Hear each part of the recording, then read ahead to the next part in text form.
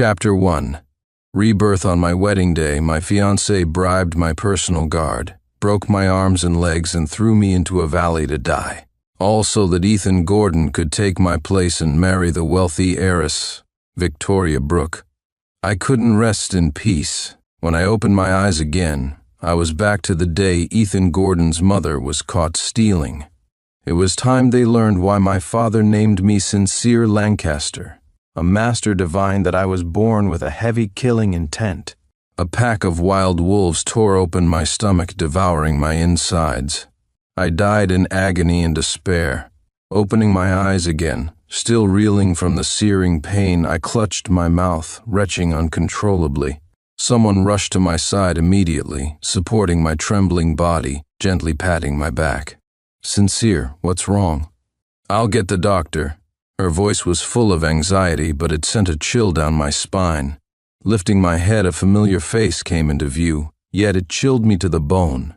Sylvia Lancaster, my only female bodyguard, the one who'd cared for me like an older sister since childhood, and the very person who, along with Victoria Brooke, had broken my limbs and cast me into the valley. I grabbed the phone by the bed.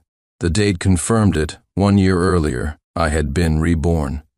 Sylvia was still calling my name anxiously. I subtly pushed her away and pressed the bedside call bell. A maid entered. "Bring me some water." When the water arrived, I gulped it down.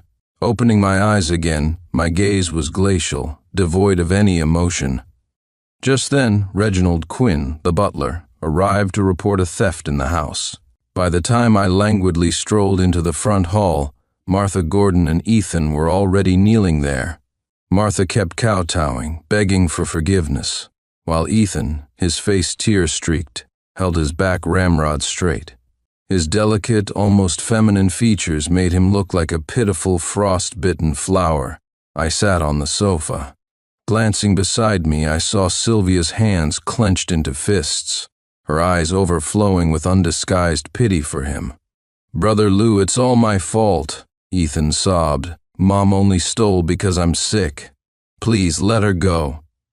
The surrounding maids chimed in. "Young master, please forgive them. Martha only did it for Ethan. He has kidney problems and needs a transplant. The young master is so kind, he'll surely forgive her. And young master, Ethan isn't well. Let him stand up." Reginald frowned, waiting for my command. "What was stolen?"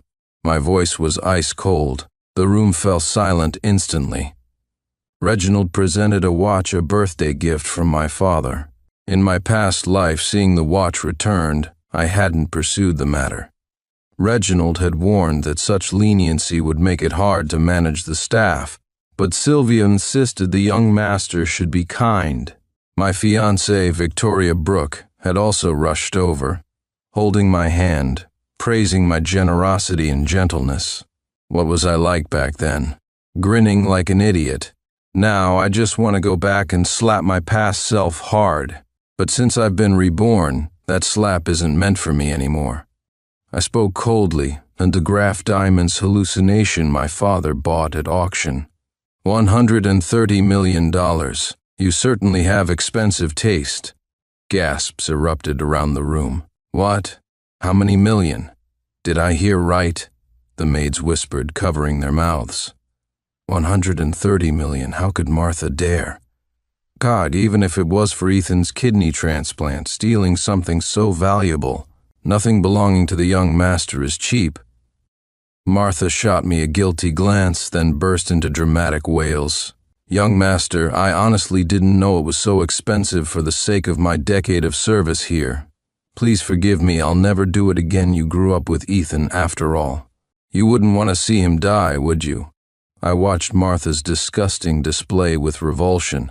Beside her, Ethan's pale face looked utterly shattered, designed to evoke pity. "Reginald, what else was stolen?" Nothing else. This was absolutely the first time," Martha blurted out. Reginald looked at me gravely, seemingly debating whether to continue. After all, in my past life, I favored the Gordons greatly.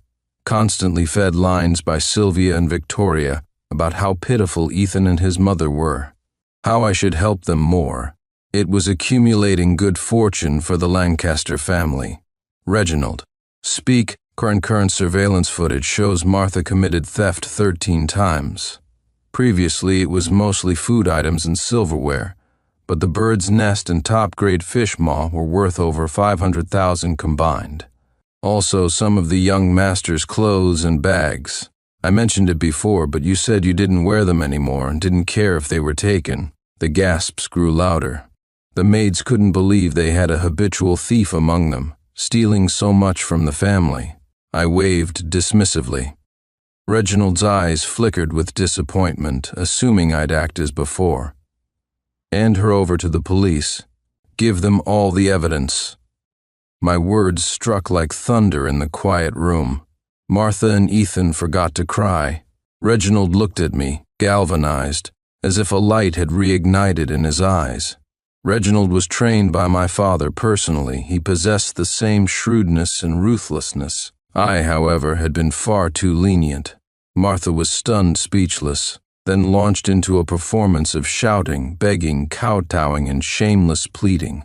Young master, please let me go. I did it for our family. I'm begging you, begging you. Her head thumped dully against the Spanish rug.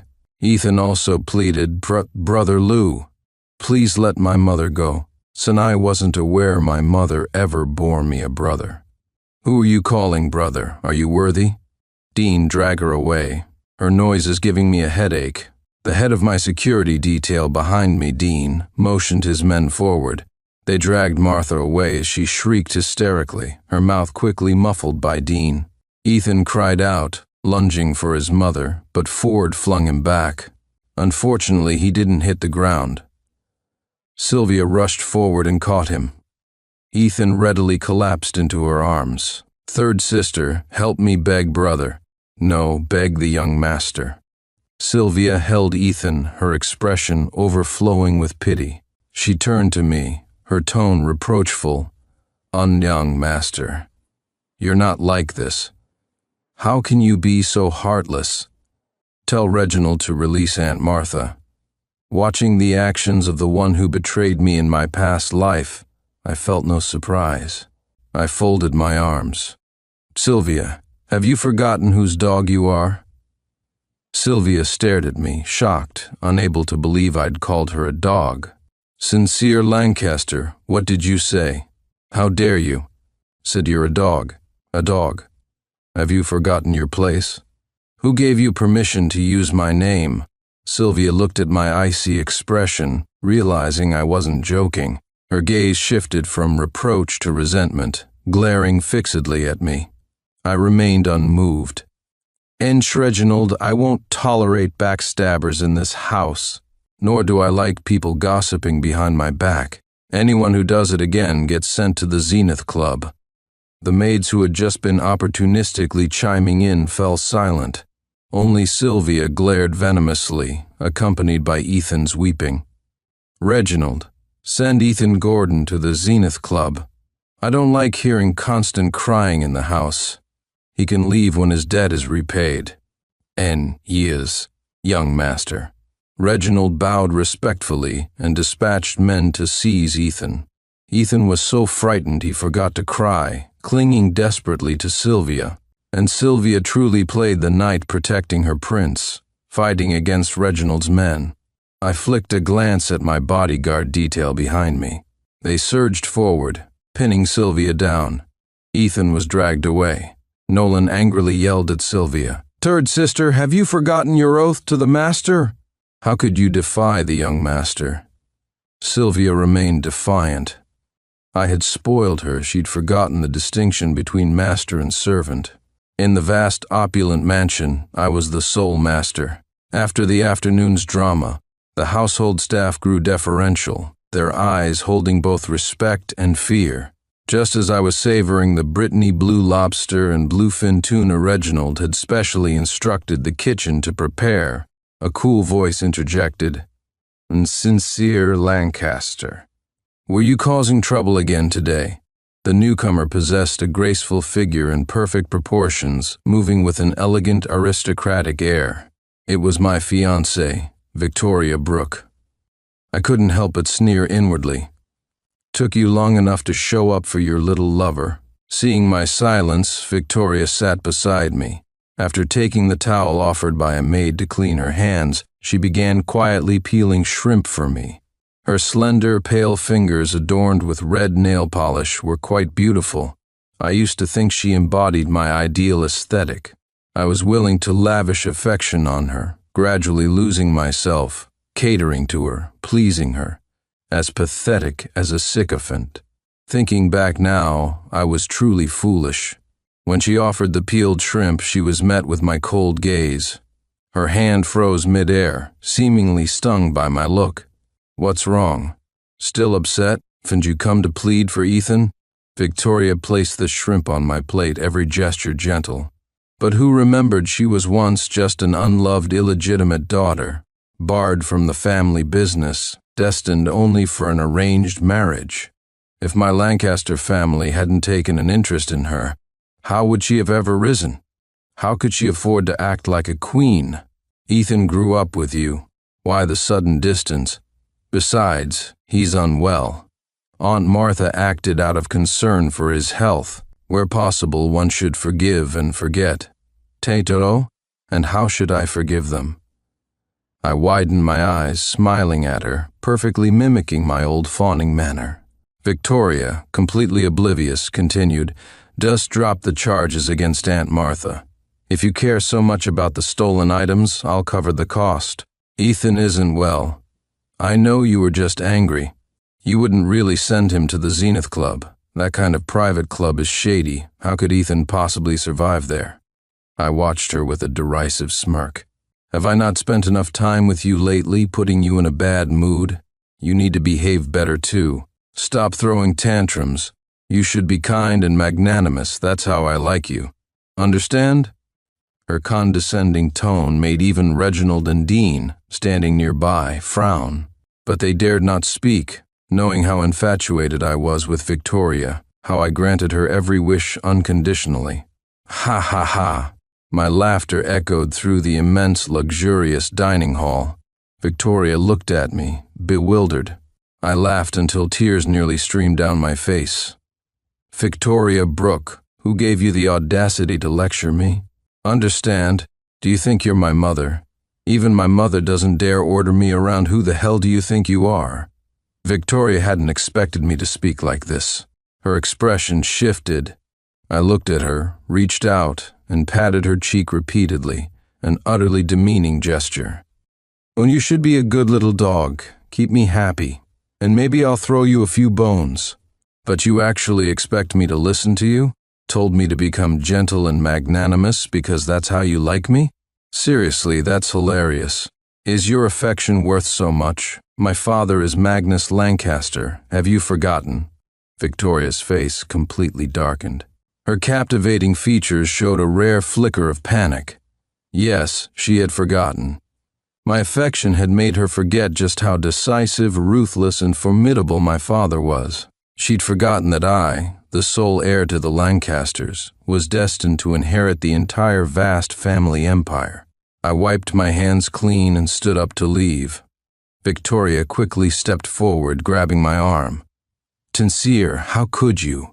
Her long-held arrogance had made her forget how to flatter me as she once did. She didn't know how to continue. Smack! A sharp slap echoed. Victoria's head snapped to the side. She clutched her face, staring at me in disbelief. "Ed, get out. The Lancaster family will inform Mr. Brooke about canceling the engagement." Victoria panicked. "Sincere, I was wrong. Don't be angry." She gripped my arm forcefully. "Undine, pon young master." The captain stepped forward from the line of bodyguards behind me. On her nails hurt me. "Dislocate her arms," I said casually, as if discussing trivial matter. "Yes, young master." Dean and Seth moved forward with lightning speed, dislocating both of Victoria's arms, leaving them hanging limply at her sides. The intense pain forced a cry from Victoria. The loss of strength made her collapse to her knees. "Why, Sincere? You weren't like this. What did I do wrong? Was it just for pleading for Ethan?" Tears streamed down Victoria's face. I crouched down, observing her wretched state with a surge of vengeful satisfaction. Not enough. Still not enough. I should kill her right now. But no, too many complications. Weren't you calling me Sincere Lancaster just now? Calling him Ethan. Why the switch back to Sincere? You're quite the actress, Victoria Brooke. You displeased me. So I don't want you anymore. Victoria looked at me in terror, seemingly unable to believe my words. Impossible, impossible, I know how much you love me. He ha ha. I almost choked on my laughter. Yes, I loved her dearly, loved her enough to lead myself to utter ruin. Now, I just wanted to kill her, throw her out. Henceforth, neither Victoria Brooke nor dogs are permitted entry into the Lancaster estate. Yes, young master, Reginald replied quickly, perhaps fearing I'd change my mind. This was the ruthlessness befitting the head of the Lancaster family. Sylvia didn't appear all night. I knew where she'd gone, but didn't send anyone after her. The next day I went out with my bodyguards. I have 10 core subordinates, 10 orphans raised by the Lancaster family since childhood. Giving them the family name signifies immense trust. They were loyal followers meticulously cultivated by my father for me, utterly devoted. I just never expected Sylvia would betray me for Ethan Gordon.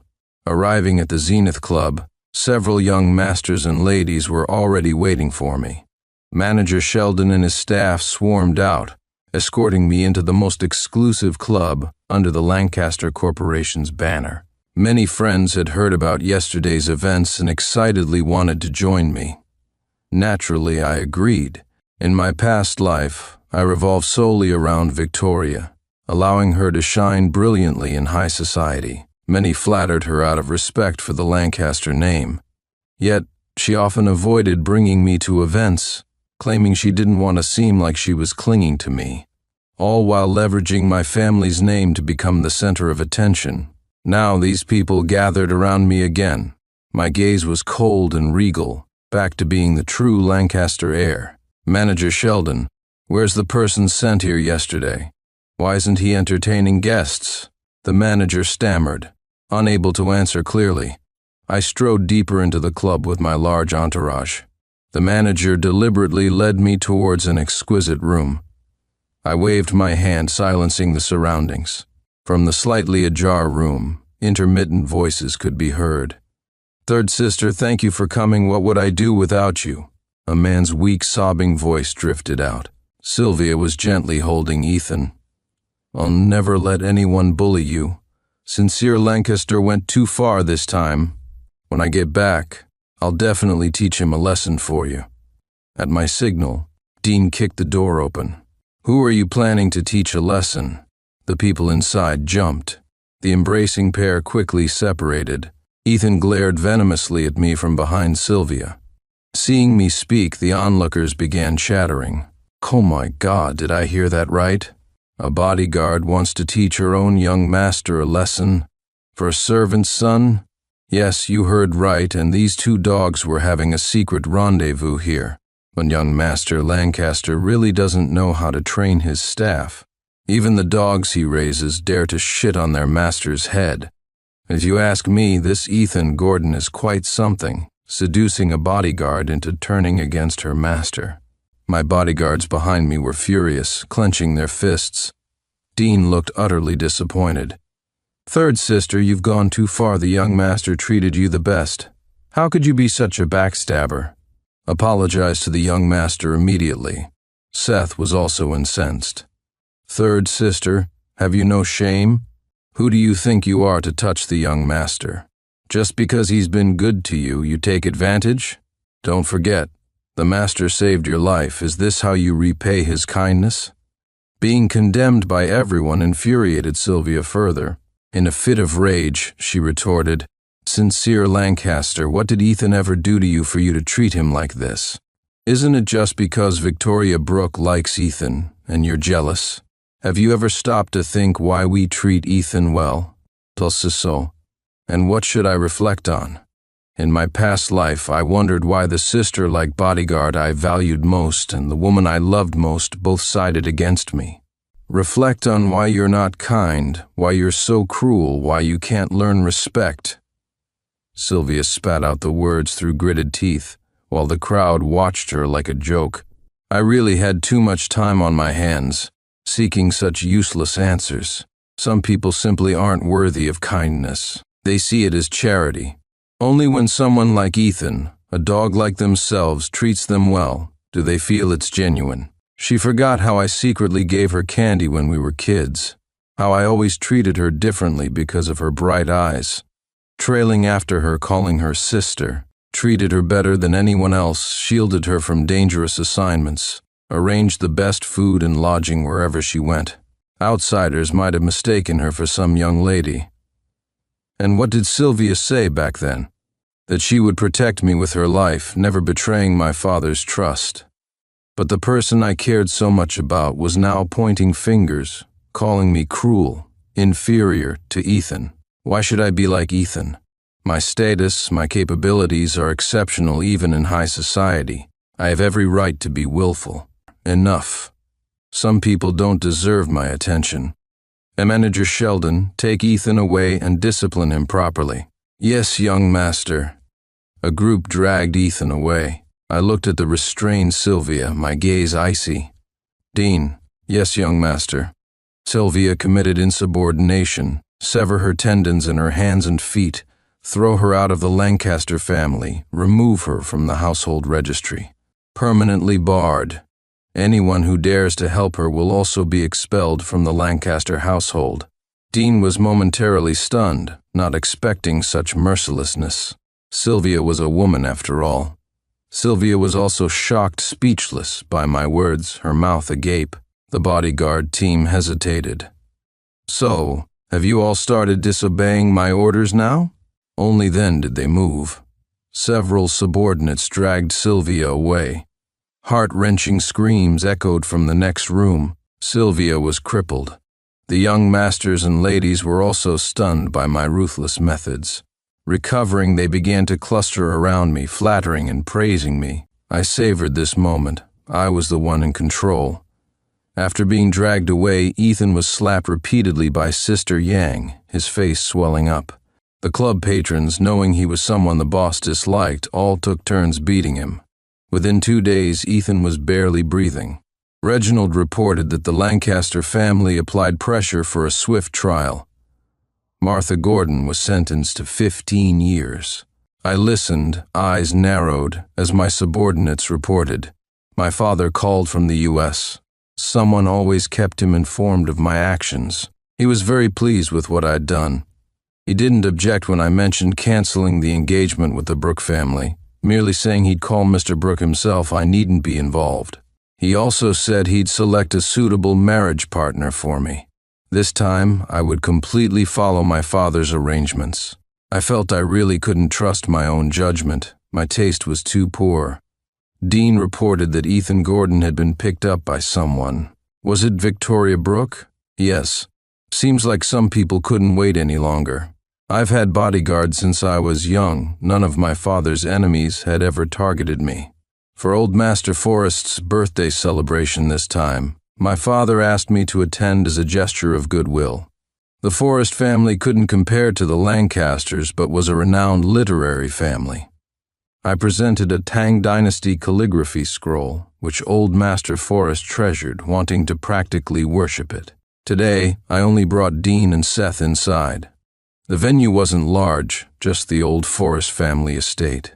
Lancaster bodyguards are not only exceptionally skilled but also have access to a dedicated dark web network. A specific notification tone sounded.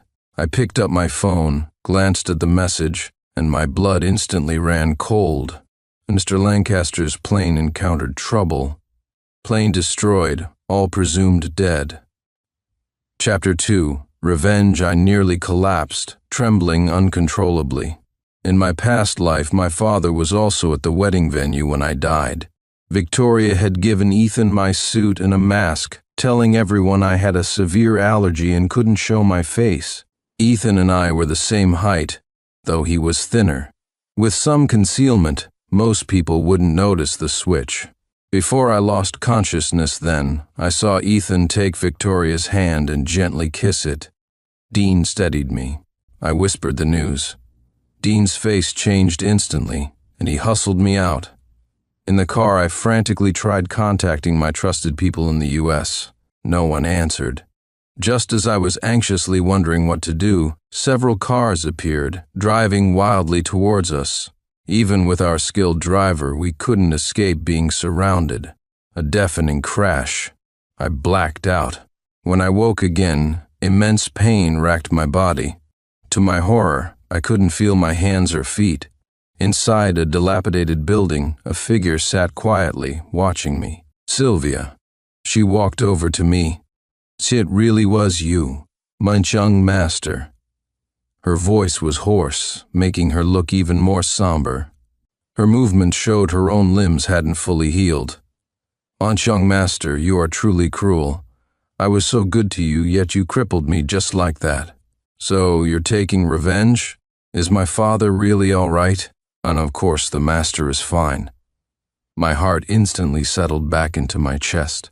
Thank God. So you faked the dark web message to lure me out? Was it worth it? For a man? And I don't know. But I never thought the young master could be so ruthless. Do you know why?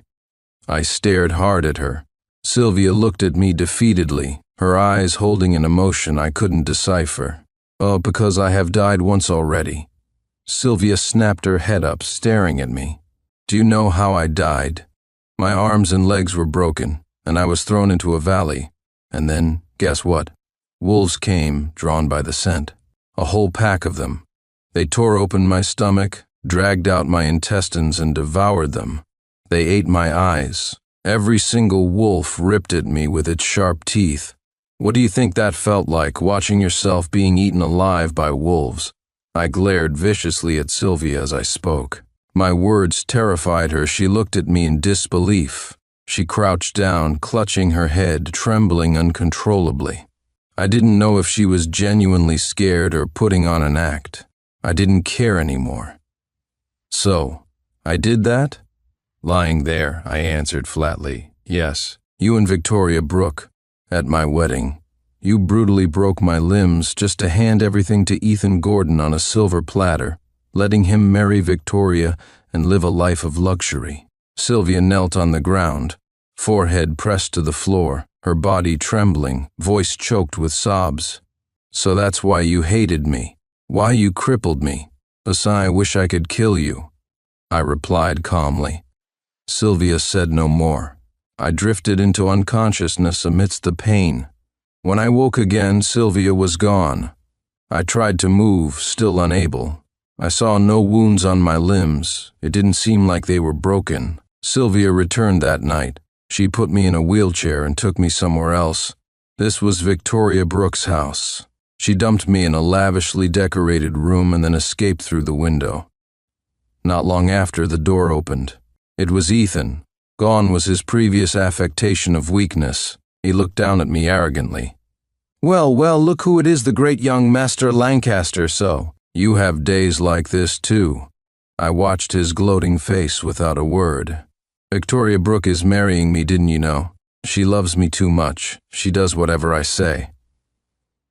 "And Sylvia Lancaster? She hurt you for my sake too. How does it feel to be disabled?" Ethan stepped forward and slapped me across the face. A flicker of excitement crossed his eyes, relishing the moment. He slapped me hard again. My head snapped to the side from the force. Ethan looked down at me condescendingly.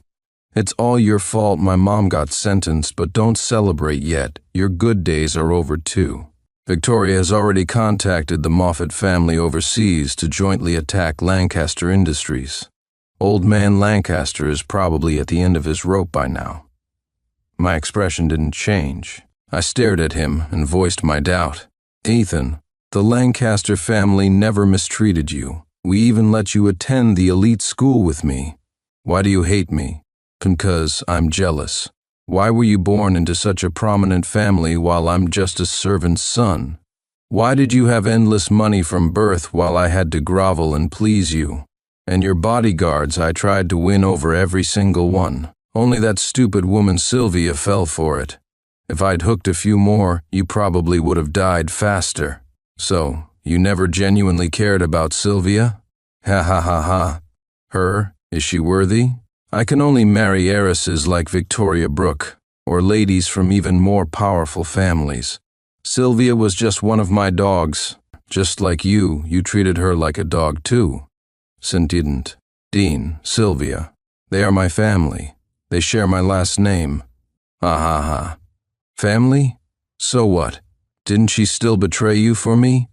All I had to do was be a little gentle, act pitiful, badmouth you a bit, shed a few tears, tend to her wounds when she came back injured from missions. Shed a few more tears and she was wrapped around my finger. She even supported me when I said I liked Victoria. Isn't she incredibly stupid? Yes. Sylvia was indeed incredibly stupid. Your good days are over, sincere Lancaster. Are they? I smiled at him. What a pity. Victoria Brooke is probably already dead by now. What? Just as Ethan turned to question me, the sound of shattering glass and a massive explosion erupted. The luxurious room instantly became a chaotic mess. Armed figures stormed in through the windows and door. Ethan screamed in terror but was quickly subdued. Dean removed his mask and respectfully helped me up. Beside me, Seth quickly placed a pill in my mouth. Within a minute, feeling returned to my numb limbs. Ethan stared in disbelief. Did you think I was an idiot, Ethan? Did you overestimate yourselves or underestimate me? Ethan couldn't stop trembling. I am Sincere Lancaster. My father, Magnus Lancaster, is a renowned businessman, a figure feared in both legitimate and underworld circles, head of a top conglomerate in the country. What delusion made you think I was some lovesick fool? Sylvia? Victoria Brooke? Are they worthy? They mean nothing to me. Seth tossed in a black bag. A round object rolled out, stopping at Ethan's feet. Ethan's eyes met the object's. A blood-curdling scream, like a pig being slaughtered, filled the villa. Victoria Brooke's severed head stared blankly at Ethan. The stench of urine filled the air. Ethan had wet himself in terror and fainted. Hand Ethan over to Little Nine. Dean bowed slightly in acknowledgement. I was helped back to a private hospital for a full examination. Fortunately, this time they hadn't broken my limbs, just drugged me. Dean handed me the phone. It's the master. Son, are you hurt? Oh no, Dad, I answered obediently. Good. The Brooke family called, begging me to spare them. Ridiculous. Letting a mere illegitimate daughter conspire with a minor branch of some foreign mafia to try and assassinate me? Utterly laughable. Listening to my old man's arrogant tone, I couldn't help but chuckle. Then Dad's the best. My son is the impressive one giving me advance warning. Otherwise, that Wendy Miller by my side might really have been bribed. People never satisfied. Heard Sylvia betrayed you too? Have they caught her? Not yet, but no excessive leniency. Yes, Father. After hanging up, I rested in the hospital bed. When I woke again, Nolan brought in Ethan, tortured beyond recognition, and Sylvia, whose limbs were broken. Please, kill me. I couldn't recognize Ethan's face anymore. Nolan certainly had a knack for torture. He had no hair, his head was swollen, his hands were severed cleanly at the wrists, and his feet were cut off. He looked like a broken doll. Sylvia, however, watched me expressionlessly. Seeing Sylvia, Ethan struggled violently. Third sister asked, the young master, to save me. Sylvia remained unmoved, her gaze fixed on me. Young master, did it hurt? Sylvia's eyes were bloodshot as she asked, trembling. I looked at her contemptuously. Which time are you referring to? Sylvia choked, unable to speak, trembling as she knelt and crawled towards me. I had a dream. It was exactly what you described. I couldn't believe I would hurt you. I didn't believe it, so when Victoria and Ethan told me to break your arms and legs, I chose to drug you instead. I just wanted to teach you a lesson, but in that dilapidated room. When you told me everything from the dream, I believed it. It really happened. How could I have done that? How could I have hurt you? I practically raised you." Sobs filled the air as Sylvia covered her face, weeping uncontrollably. I hadn't expected Sylvia to remember the past life, but this was better. I wanted her to die filled with remorse. "Do you regret it?" I looked at the tear-streaked, trembling, broken Sylvia. "I regret it. The day I took you, I regretted it then." I didn't leave. I stayed outside the window and heard what Ethan said. I was about to go in and save you, but then I saw Dean and the others arrive, so I fled. I couldn't face you. I was wrong. How could I defy the young master for such a bastard? I can't forgive myself. If you can't forgive yourself, then just die. My cold words struck Sylvia's heart like a heavy hammer. And Sylvia, in the past life, I truly treated you like a sister. What on earth did I do that disgusted you so much you'd brutally attack me? No, Victoria and I just wanted you out of the way. We didn't want you dead. It was Victoria who struck the blows. I took you to the valley thinking your constitution was weak. You wouldn't be able to climb out or find help. Once the wedding was over, I planned to rescue you, take you away, as long as you didn't interfere with Ethan. I never wanted you to die when I went back. I couldn't find you. Only bloodstains. So much blood. So much blood. And then, Dean and the others noticed something was wrong the next day. The master took the Lancaster bodyguards to the villa where your wedding night was supposed to be, but Victoria had already taken Ethan abroad, claiming you were on your honeymoon. The master immediately tracked them down by private jet. When they caught Victoria, she was with Ethan. Under questioning, they admitted they didn't know where you were. The master was furious. He shot Victoria dead on the spot and threw Ethan into the Golden Triangle. When they captured me, I confessed about the valley. Before suffering a heart attack, the master ordered Dean and the others to throw me into the lion and tiger enclosure. "So you all died, ha ha ha ha." My laughter turned into tears. How could they think they could evade my father? How could I have tolerated such clowns dancing around me back then? I should have just killed Ethan directly. "Sincere, I'm sorry." Sylvia called me by my childhood nickname, just like she used to. Then she bit her tongue and died. I watched everything unfold without a shred of emotion. Ethan had long since soiled himself again. Nolan dragged him away. Why would I let him die so easily? What remained for him was endless regret. Regret for ever being jealous of someone he could never hope to compare to.